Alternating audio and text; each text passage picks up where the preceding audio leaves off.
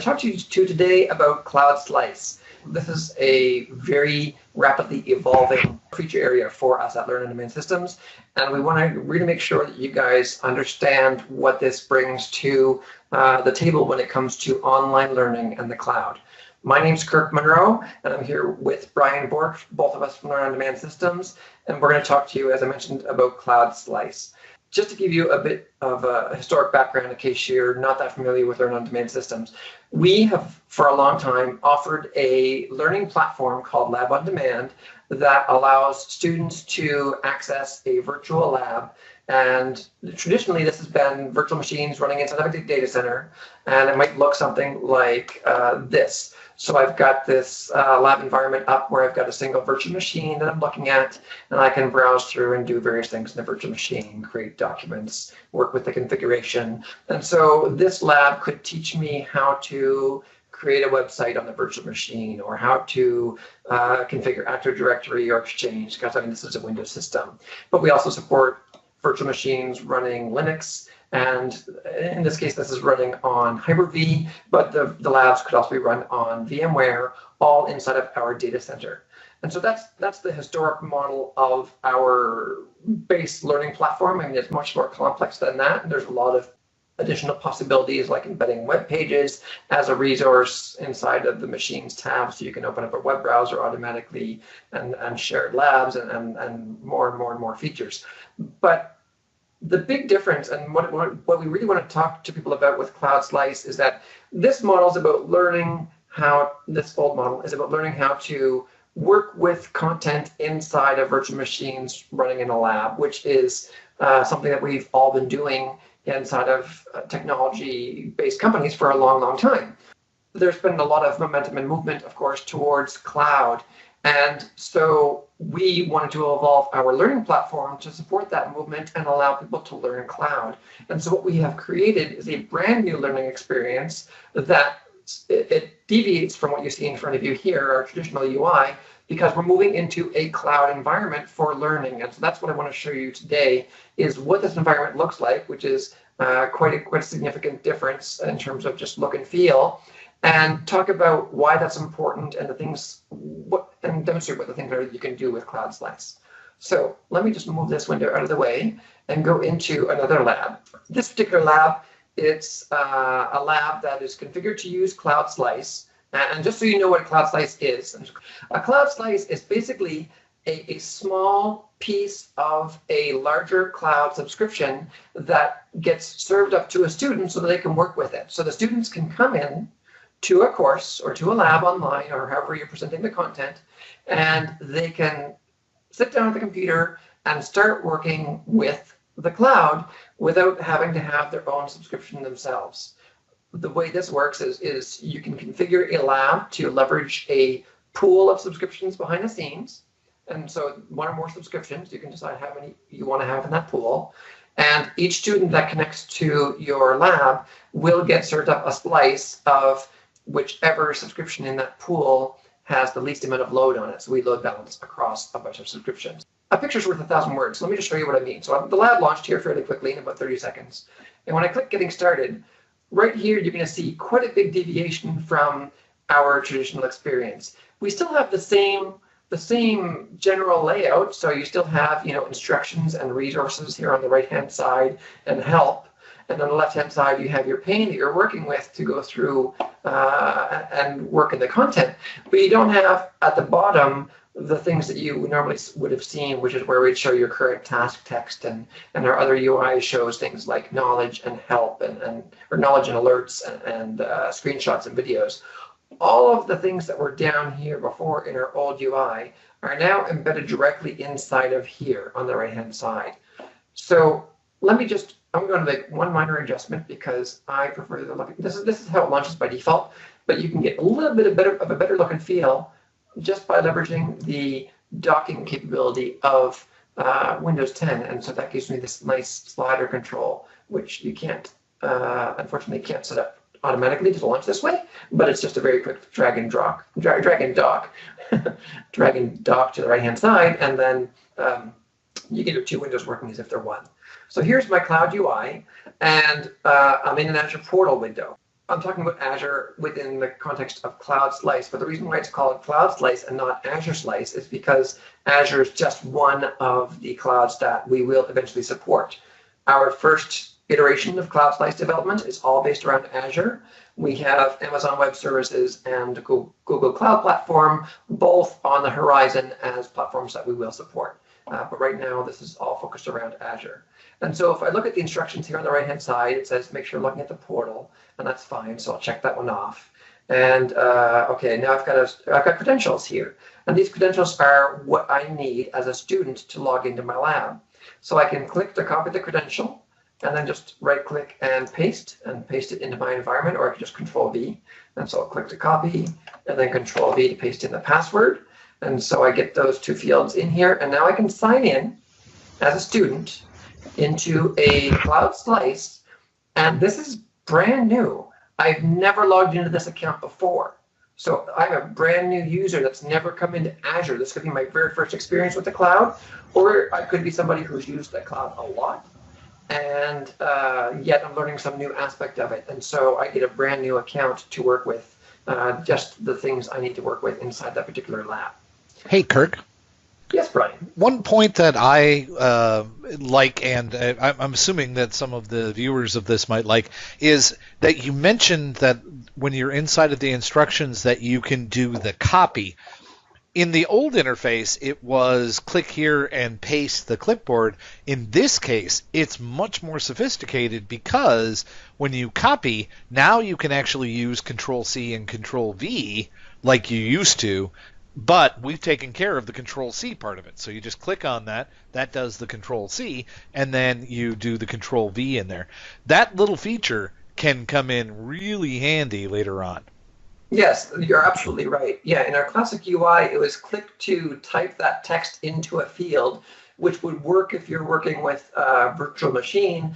But if you are in our other lab environment, in the other user interface, if you had an embedded web page, it wouldn't necessarily type the text into that web page for us. And there were certain limitations around that.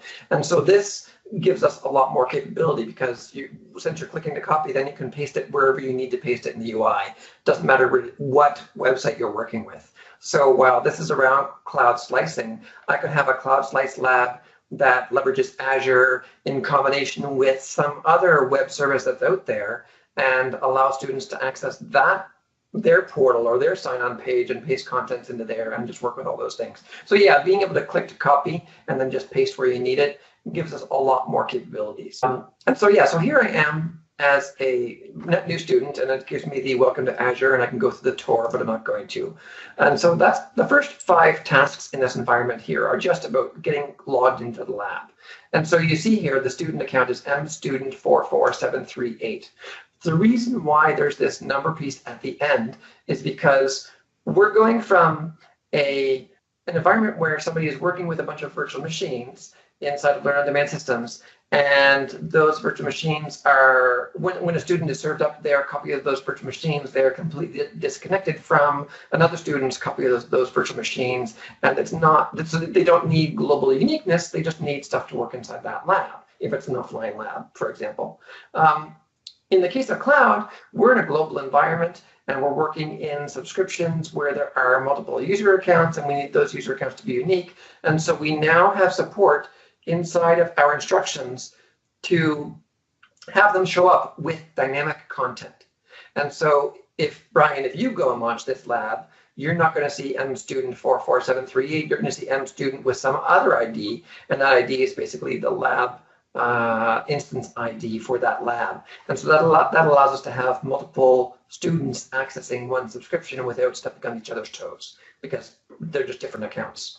Even though each student is working in the same subscription, they only see what's been actually given to them. So you've got students working side by side inside of one or more subscriptions and creating resources in those subscriptions and creating content and configuring settings in the cloud without having any idea from the UI and from the user experience perspective that there's anybody else there, because they only have access to the resources that they're granted access to in the lab. And so let me just go beyond this first page here to show you what I mean. So I'll just mark these tasks as complete and now go to next. And so this page here, this is the way this lab was designed. Is this is just a demo lab, and it's not following the traditional, here's step 1, 2, 3, 4, 5. I'm going to tell you exactly what to do. You go and do it. This is more along the lines of, I'm giving you the Azure portal, I'm giving you an account, and I will give you a task. That's a word problem. If you think back to high school, you would get sometimes word problems that aren't that don't give you all the pieces that you need, and you've got to read it and figure out what you actually have to get done. So in this case, the scenario is you were assigned to a team that's going to work on a data migration of a large amount of data, and your project lead wants you to create a storage account, and that storage account has to be replicated multiple times within at least 2 Azure data centers, and it has to support queues, blobs, metrics, and logging, and it also needs to have encrypted data. And so this is just kind of a broad scenario where you're describing what's required, and you're giving a browser, and you're saying go. And so you can go and figure it out. Now, of course, I could have presented this information however I wanted. I could have given a lot of instructions and details talking about what storage accounts are, and then came to this point. But this is just a demo lab to show you that you're not really fixed to a particular, I have to have one exercise followed by a series of tasks, and then another exercise followed by a series of tasks. It's a lot more freeform. So you've got a blank canvas, and you can either have tasks with steps, or you can have descriptive text and just tell a student what they need to do. And it's up to you to decide what fits your needs for your lab. So let me just go through and do this work that's actually required in this case. So I'll click on storage accounts. And so I'm going to create a new one. Actually, before I do that, let me just show you. I've got this new lab. I've got no resources in it. Even though this is part of a subscription that has resources, I've got none. So I'm looking at a slice. My slice has nothing in it. This is a single subscription that has content, but not in what I'm looking at. If I look at resource groups, I can see there's one. That resource group was provisioned for me as part of this lab, even though within this particular subscription, there are many resource groups. I just don't see them as a student. There's only one. And so that's how we're slicing a lab up. We're only giving them students access to the things that they need. That would almost be like when you root an FTP site, or when you root a user's directory in Linux, where you're giving somebody a part of the whole, but for them, it is the whole. They don't see anything beyond that. That's exactly right. That's a great analogy. Yeah, so as far as the student's concerned, it looks and feels like they actually have an Azure subscription. But we're removing complexities of having to set up a trial, having to have the student log in for the first time and change the password. And we're going way past all of that very quickly and just kind of throwing the student into this subscription and saying, here you go. And it's even already got some resources in it. In this case, all it has is a resource group, but I can create this environment for the student and pre-provision resources where it comes with maybe some virtual machines or some databases or some function apps for serverless computing and some storage accounts. And so it could already have content there where you bring a student into an environment and you say, okay, I've given you access to this, and I now need you to do stuff with it, configure settings, troubleshoot problems, maybe identify an issue with the website and fix it, that kind of thing. But like you mentioned, Brian, yeah, all the student sees is their little world, and it looks to them like it's a subscription. So it's a great experience from that perspective, and they get there very, very, very quickly. So that's a nice value add. So I'm going to click on Create here to create my storage account that's required, and it's got a dynamic name. So I'm just going to click to copy, and then Control-V to paste that over here. So I'll go through and assign the various bits that I need to get the right points. And so I'm just creating a storage group, storage account that has secure transfer required, and it has an appropriate replication strategy so that it's replicated across multiple data centers. And it's going to be created in the one resource group that I have access to, a student having one or more resource groups that you give them access to. And so they just use the existing content that's there. And then when I click on Create, that's going to take a minute because it's Azure provisioning the storage account in behind the scenes and according to the specifications I provided. And so you see this little progress bar up here, and I can click on that and see what's actually going on. There's some deployment going on. So this is just going to take about a minute to create my storage account, and then I can actually work with the storage account and go on and do additional tasks. And this goes on and on through the entire UI or through the entire lab, where in this case, I can browse to my resource. And if I go to my next task, I can dismiss this window now, the notification window. It tells me what I need to do in that storage account. So I need to create a message queue called Human Resources and another one called Finance. And so I can follow through the tasks, and I'll just do a few here as an example. So let's go and create a new queue. I already clicked to copy. So let's do one, copy another. And so I'm just going through and knocking off a few of the tasks here that are required in my lab. The details are really what's important. I just want to show the flow. So I'm going through multiple pages, and each page has instructions, and those instructions are freeform, either as descriptions with things I need to do without tasks, or I can have a mixture. I can put in knowledge blocks like we support in our traditional UI. I can have embedded screenshots, files to download, videos that you can launch, carousels. There's new features that we have not traditionally supported that we now support, like being able to show a screen carousel. And so there's all of this stuff is coming with this brand new UI, which is really, really great. So talking and typing at the same time, which doesn't always work great for me, but let me just continue here and getting some of these guys created. And so I'm only going to do 2 of these, not actually all 3, because I want to show you what that looks like. And so I've created 2 tables out of the 3. Let's say I wasn't paying attention, I missed the 3rd one. And then I go to the next task, which is setting up a file share, and it's called docs. And I'm not reading the text to you because I know what these guys are, and the details aren't that important. It's more just about what I can do in this lab. I've gone through and I've done almost all the tasks in the lab. I've completed 4 of them. One of them I didn't actually do properly, and this last one here I'm going to skip and pretend I don't know how to do it for part of a demo.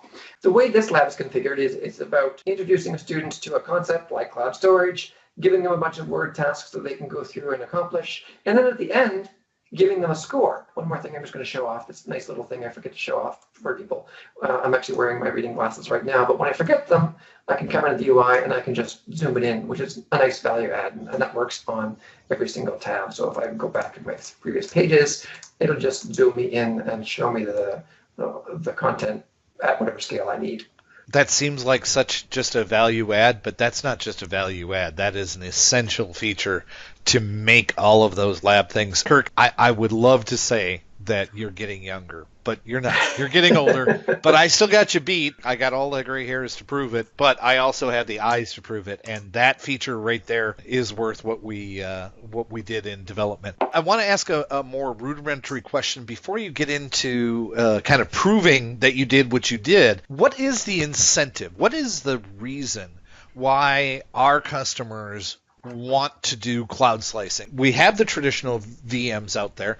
One of the things that is really easy to miss is what is a resource group giving us above and beyond what we can normally get with just a VM? That's a great question. The big value for CloudSlice and being able to provide this online learning inside of Azure is that this brings us into 2017. That's what it's about. This is about bringing people into 2017, providing online learning environments to understand and learn how you can leverage the cloud. How companies and individuals are going to want to learn the cloud depends on where they're at, because there are companies out there that still do everything on premises. There are some that are doing things on premises and starting to do things in the cloud. And then there are others that are all in the cloud.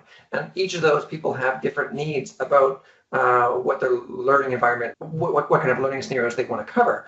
And we now cover all of those. If you're doing on-premises, working with software and servers that you install and manage inside of your own data center or inside of your own corporate environment, we support that. And you can actually go and work with our labs created in our data center that leverage virtual machines.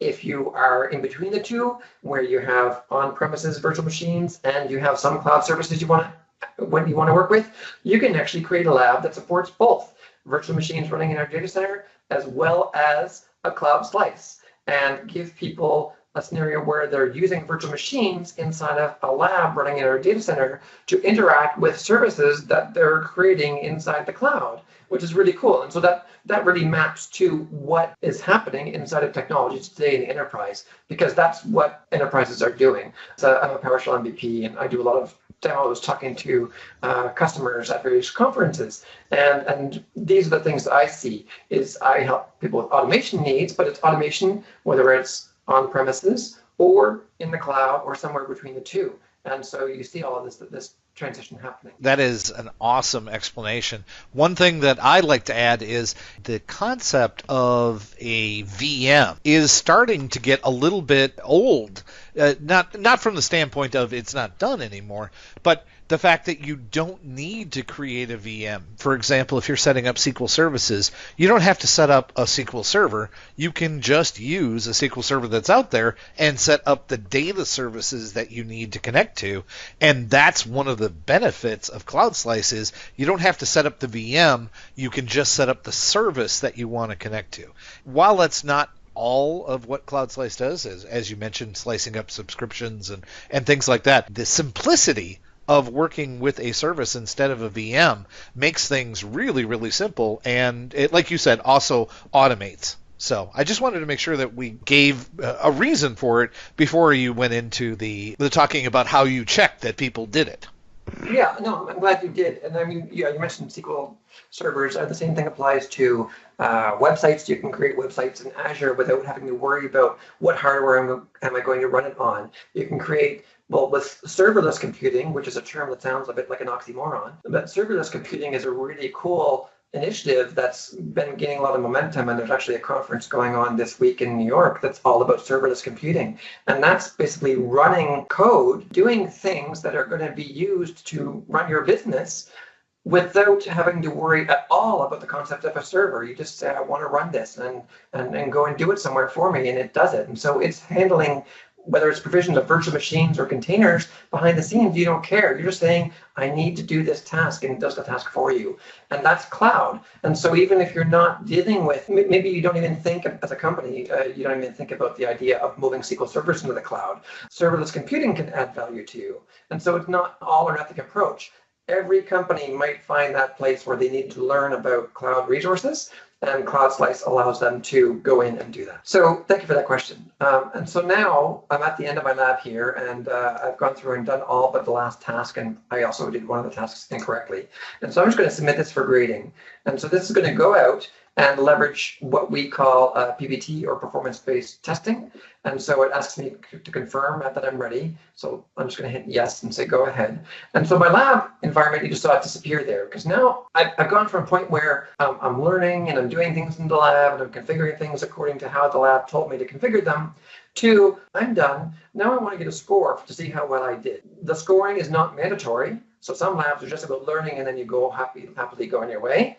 Other labs can have scoring, and it's an opt-in thing. So you can actually decide you want to have a score for a lab.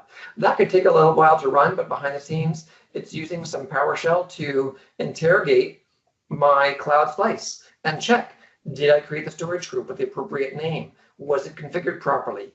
Does it have the 2 message queues and the 3 tables added to it? Does it have the file share added to it? And was the file share the right size? So you can get very granular with your scoring and figure out exactly what the student did and didn't do, and then generate a report that shows them their passing grade, as well as evidence that demonstrates whether or not they got the results. So while that runs, let me just show you an example of what the results can look like. So I've got some examples I ran. You can see I run a lot of examples here. This is one that I ran yesterday, and I did the exact same settings. Now, the lab was configured to have a passing score of 4 out of 5. There were 5 questions. There were 5 tasks, and each one had 1 point.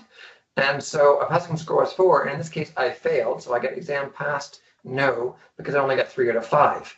And if I dig into the details behind that, I can look at each of the tasks and whether or not I got the value correct or incorrect in my report, and then dig into, well, why was it correct or incorrect? And so here I can see there was a storage account created. This is the name that it had. It was configured properly to use secure transfer. It had the appropriate replication strategy, and so that gives it a green tick, and this one's correct, and away it goes. And I can go through each of these and find similar, where I show this is what was checked, and it's right, and so the positive value or the incorrect value in the case where it's wrong. This third example is the case where I was missing something. So I did not go and create purchase requests. I just created employees and expenses. And so it shows me tables in the Cork data storage account. There was one called employees with this URL. There was one called expenses with that other URL, and that's it. There was no third one. And so the answer was incorrect because I was required to create 3 storage tables, not 2. And so you can have partial, you can show when things are partially correct or when things are missing altogether. This last one here says it was looking for a resource lock on a storage account, and it says unable to find a locked storage account with this name. And that's because I did not actually turn on that resource lock setting for the storage account.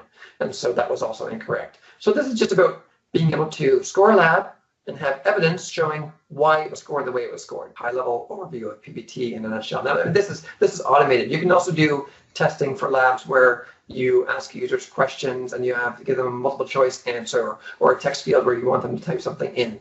But you can, the automated thing, because I'm an automator and I do a lot of PowerShell, I really like, and so that's what I was showing off in this particular demo. Kirk, I just have to say that when you said the words interrogate and evidence, I just imagine a guy called PowerShell sitting in a little room with another guy called test and interrogating, and I have all this evidence that you did. It makes me think of crime show dramas. But anyway, the fact that we can either automatically score based on question and answer with, fill in the blank and multiple choice and select all that apply, plus the ability that we have to interrogate and check using PowerShell.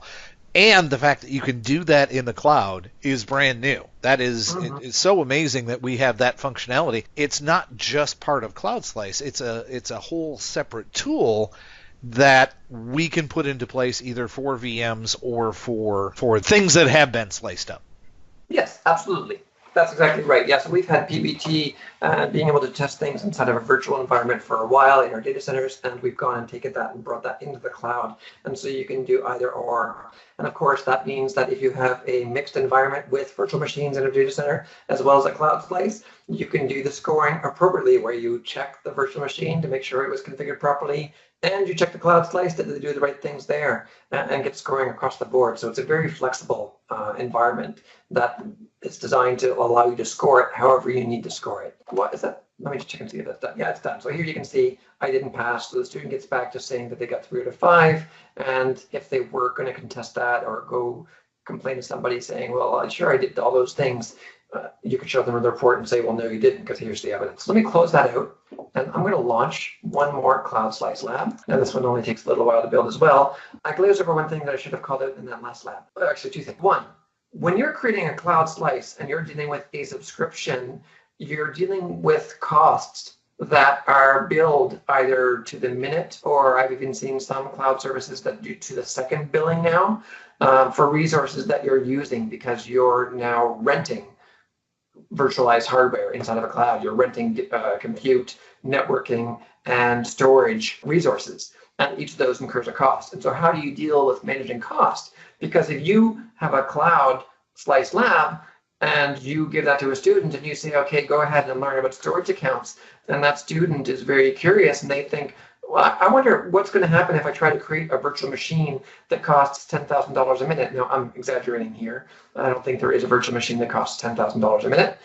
The point is that you need to think about, when you give students access to a subscription, what kind of costs are those going to incur for you? What we support is, with our Azure CloudSlices, we leverage Azure resource policies, which means that you can control what students can and cannot do. In that lab that I just ran, I gave the students access to create a storage account and work on the properties inside that storage account.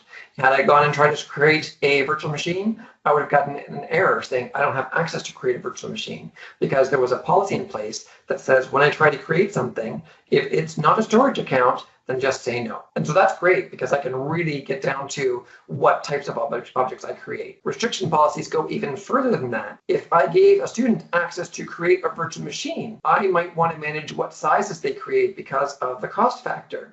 Not only can I control what types of resources, but I can also control whether or not they can create those resources based on a setting in that resource. In the case of a virtual machine, based on the size. So if they want to create virtual machine in maybe one of 5 different sizes that are low cost, I'll say go ahead. But anything beyond that, no, don't allow them, because that's going to incur costs that go beyond the scope of what is being paid for and covered by this lab. That's one big factor. And then the other factor with cost is when you're dealing with cloud resources, if you ever work with Azure as a fairly newcomer to Azure, and I've seen this happen in previous companies where I've worked, where somebody goes and creates a virtual machine inside of Azure, and then they just leave it there.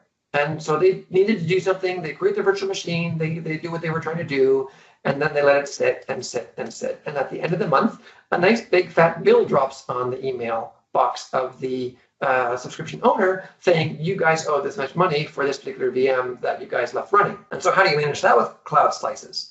We've set our platform up such that when a lab is finished, when you decide, according to how your lab is configured, the date that the lab is over, all the resources in that CloudSlice are destroyed. The student account is removed, the research groups are taken down, and any resources that the students created inside those research groups are gone. And so that's about managing costs, which is great because we need to do that in a world of subscription-based pricing and billing that comes down to the hour, minute, or second. On the downside to that, if you wanted to have an environment that students can continue to work with for beyond the time that they're in the lab, well, those resources will go away, and so that's not great. And so if you want, what we don't have this fully implemented right now, but this is one of those features, or one of those feature areas where things are changing every single day. We have already worked out how to do bring your own subscription support. So you could configure a lab to allow students to come in and get a part of a CloudSlice, or to come in and get a piece of or bring in their own subscription and work with that lab, or maybe it's either or, maybe it's both, maybe it's one of the two. You can configure how you want them to access that lab, whether it's just using a slice, whether it's using a subscription, or whether you're giving them the choice. And that's great, because then if a student comes in and they happen to have their own subscription that maybe is provided for them by their employer, or maybe they happen to have one themselves, then they can do the lab, and then they can go home and actually have those resources and continue the learning experience after the fact. And that's a nice value add. So the last thing that I wanted to quickly just go through here is I just wanted to fire up this one because it's got a more detailed example of content. And so this content is all just sample content here, and the details are not that important. But if you take a look at this, you can see here's the descriptive text at the top, and then it's got learn more. And if I click on learn more, I get brought to a place to go and learn more. And that happens to go to a French site because of the way I have my browser configured right now. But that's just to show you that you can bring students to resources where they can actually learn more about a particular lab. If I go back to my CloudSlice here, I can have give a student a link to a video. So you can launch videos that allow students to learn from a video. You can have them download files. So here's a spreadsheet that I could download. You can still give them the same login details. Include knowledge sections. So in our old user interface, we had knowledge down at the bottom via a little button that looks kind of like this. And now you can have it showing up right in line. You can have alerts show up right in line in the content. So the student gets all of their content in one place. They no longer have to work with managing content over here, managing the tasks, and then going down and looking at the content at the bottom. It's all in line, free form, however you want to set it up. And that's a nice big value add. And so this lab here just has a couple of examples with knowledge, and well, this, you can format text however you like here. And so this has just got a specially formatted quote, and then a knowledge section below it. And so the same, you've got a lot more flexibility in terms of how you present the content to lab. And these are just some additional examples here. So we've got a code block here, and I've got a click to copy. So I can copy my entire code block if it's a programming lab, and I would paste that inside my environment. And here's another one showing even some syntax heading in place. So this is a PowerShell command where it's even using syntax highlighting to color by commands and actually show what my lab can do, or what I need to do in my lab, and I can copy that command and paste it in. I think that's pretty much it as far as examples go. Oh, and here, even embedding inline video, so I can have my video showing up inside my lab or with a link as I showed you earlier. So it's really flexible, the kind of things you can do. This is just sample inline screenshots, all sorts of funky things I can do inside of my lab environment, which is kind of fun. So I think that's about it. That's just a high-level preview of, or second preview of CloudSlice. The next thing that we have on schedule is we are going to do a webinar which will show how do you get here, right? Because this is all about showing you the end result as a student getting in and working with a lab that is got a CloudSlice configured for it. But how do you get to this point if you are a content creator using Lab on Demand? What do you need to do to configure a lab to leverage CloudSlice? That's what we're going to cover in the webinar, and it's going to go into some more technical depth about the details of all the things I mentioned here. Brian, when do we have that scheduled? It is currently scheduled for the date of Wednesday, October 18th at 12 p.m. or noon Eastern Time. That's right. Yeah, so today, we're just doing a recording here, so today it's October 11th, so we're a week away from our date. So October 18th at noon Eastern. Take a look on our social media for details about how to get connected to that, so you can see how you can actually create these labs and work with the dynamic content. You can see my name showing up here. There's all sorts of cool stuff that we can do with this. And how do I take advantage of this and create my new content for my lab and start tinkering with this CloudSlice? And of course, come to us with questions. We're showing you this because we want to engage with you. So we want to know what you think you might want to do with the cloud. This is brand new. We're working based on needs that we have either derived from our own expertise and experience or from some customers we've already spoken with, but we want to hear from more. So please reach out to one of your contacts that you know through Learn on Demand and get the conversation started with us if you are interested in creating labs like this, so we can make sure that we're doing what we need to meet your needs. And other than that, that's it. So thank you very much for listening. And I do hope that we will see you at the webinar.